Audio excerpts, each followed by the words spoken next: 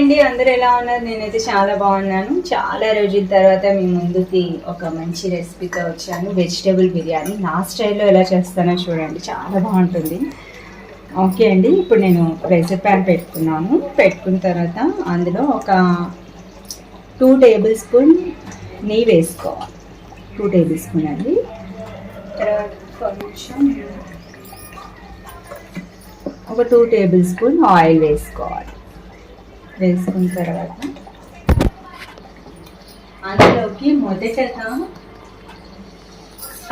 Spices ఏంటంటే కొంచెం సాజీరా, యాలకులు, అనాసపూ 2, 4-5 దాల్చిన చెక్క, 4-5 యాలకులు, తర్వాత బిర్యానీ ఆకు, మరాఠీ ముక్క, ఇవన్నీ కూడా ఈ ఆయిల్లో వేసుకోవాలి.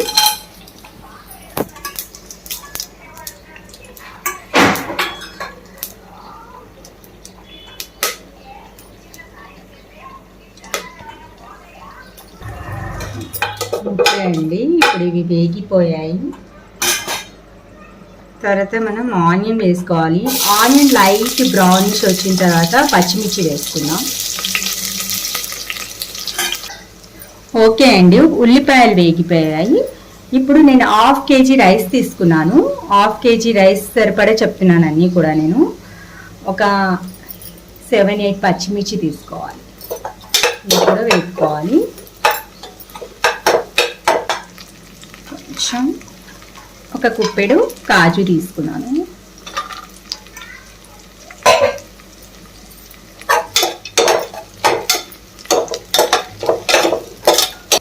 ఇప్పుడు అవి కొంచెం వేగాక ఫ్రోజన్ బఠానీలు వేసుకోవాలండి. మార్కెట్లో దొరుకుతాయి కదా, పచ్చిగా ఉంటాయి, అవి వేసుకోవాలి.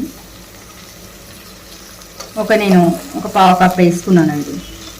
1/2 కప్పు ఫ్రెష్గా కడిగి వేసుకోండి.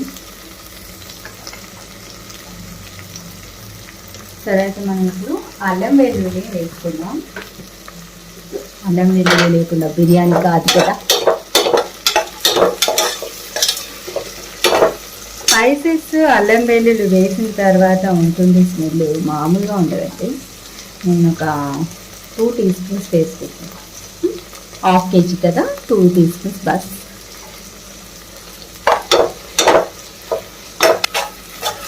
నా బిర్యానీలో అందరికంటే కూడా స్పెషల్గా ఉండేది ఏంటంటే పుదీనా అండి.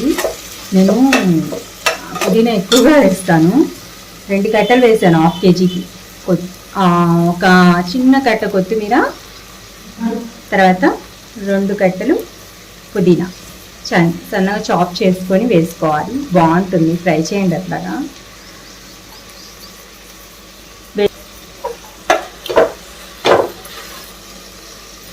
ఇలా మంచిగా 1 by 1 వేసుకొని మంచిగా ఒకదాని తర్వాత వేసుకున్న తర్వాత వెజిటేబుల్స్ వేసి వేపాలండి. ఒక 1/2 టమాటా, ఎక్కువ ఏం టమాటా, ఒక 1/2 టమాటా వేస్తాను. తర్వాత ఒక పెద్ద క్యారెట్, తర్వాత బీన్స్ ఒక 8 తీసుకున్నానండి. బీన్స్ ఎక్కువగా వేస్తే బాగా తింటారు మా ఇంట్లో.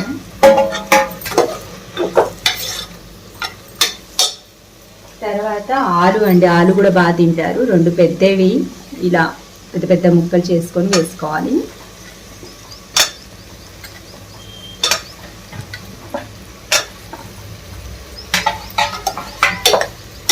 ఇది కలపాలి.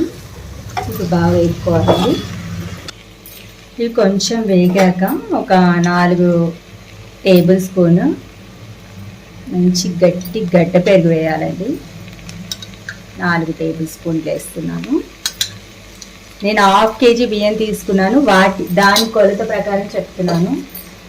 తర్వాత నీట్గా కలుపుకోవాలి. తర్వాత నేను వచ్చేసి ఆచి బిర్యానీ మసాలా, నేను ఇది చెన్నైకి వెళ్ళినప్పుడు తెచ్చుకున్నాను. చాలా బాగుంటుంది, డెఫినెట్గా ట్రై చేయండి.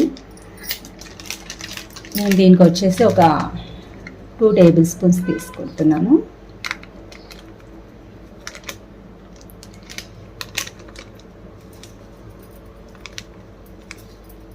ఓకే,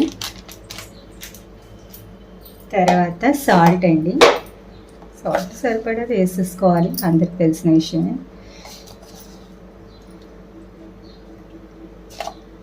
చాలండి. ఇప్పుడు ఒక 2 నిమిషాలు కుక్ చేయాలి. తర్వాత ఎసరు వేసుకోవాలి. కొంచెం 1/2 స్పూన్ పసుపు యాడ్ చేయాలండి, బాగుంటుంది.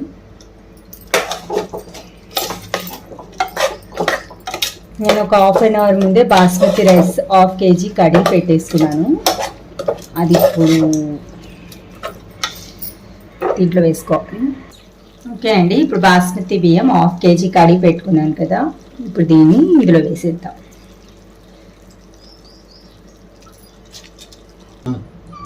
ఓకే అండి, ఇప్పుడు రైస్ అంతా వేసుకున్నాం కదా, నీట్గా కలుపుకుంటూ ఉండాలి. నీట్గా కలపాలి, మెల్లగా కలపాలి, బియ్యం చితికిపోతుంది. కాస్త చెమ్మ పోయేంత వరకు కలపాలి. చెమ్మ పోయేంత వరకు ఉంచుకోవాలి. ఇది చెమ్మ పోయిన తర్వాత అది వాటర్ వేసుకోవాలి. కాస్త చెమ్మ పోయింది. ఓకే అండి, ఇప్పుడు బియ్యంలో ఉన్న చెమ్మంతా పోయింది. ఇలా చేయడం వల్ల ఏంటంటే అన్నం పొడిగా వస్తుంది. తర్వాత ఇప్పుడు నేను ఈ గ్లాస్తో 4 గ్లాసెస్ రైస్ తీసుకున్నా, అంటే 1/2 kg రైస్ తీసుకున్నా. నేను ఇప్పుడు దీంతో 8 గ్లాసెస్ వాటర్ తీసుకుంటున్నాను. డబల్ తీసుకోవాలి, నేనైతే డబల్ తీసుకుంటాను.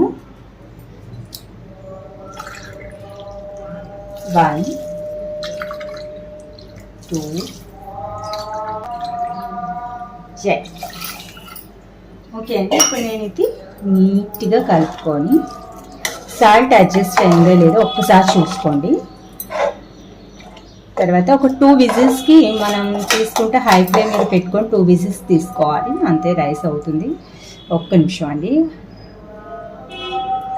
పర్ఫెక్ట్గా అడ్జస్ట్ అయింది సాల్ట్ అయితే. ఇప్పుడు మనం దీన్ని క్లోజ్ చేసుకొని ఒక 2 whistles 2 to 3 whistles high flame మీద రావాలి. ఓకే అండి, బిర్యానీ రెడీ. వెజిటేబుల్ బిర్యానీ చాలా కలర్ఫుల్గా ఉంది కదా, నిజంగా టెంప్ట్ అయిపోతున్నాను నేనైతే. ఒక విజిల్స్ వచ్చిపోయిన తర్వాత ఒక 10 మినిట్స్కి మనం ఇలా చూసుకుంటే ఇలా ఉంటుంది. రైస్ పొడి పొడిగా అయింది చూడండి, చాలా బాగుంది. డెఫినెట్గా ట్రై చేయండి. ట్రై చేసిన తర్వాత కామెంట్ బాక్స్లో కామెంట్ పెట్టడం మాత్రం మర్చిపోకండి, సరేనా? బాయ్. మా ఇంటి స్టైల్ మరిన్ని రెసిపీస్ కోసం నా ఛానల్ సబ్స్క్రైబ్ చేసుకోండి.